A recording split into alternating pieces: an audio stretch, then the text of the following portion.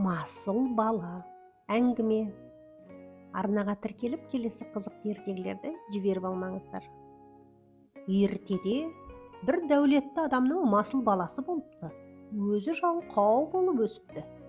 Достарымен ойнап жүріп әкесінің байлығын айтып қоймайды екен.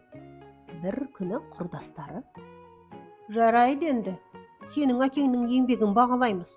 Ол қазіргі байлықтарыңның барлығын еңбек арқылы жинады. Ал сен әкеңдей өзіңді ақылды, еңбекқор деп санайсың ба?" дейді. "Мен әкемдей болуға үлгеремін. Әзірге оның байлығы маған жетеді", деп жауап береді масыл бала. Күндердің күнінде көп ұзамай әкесі қайтыс болып, масыл бала әкесінің барлық байлығынан айырылып қалыпты. Өйткені жалқаулықтан еш нәрсе үйренбей, еңбектен қалып, өмірін мақтануға, бос көкіректікке құрған еді. Балалар, сондықтан жалқаулыққа бой бермеуіміз керек. Соңы.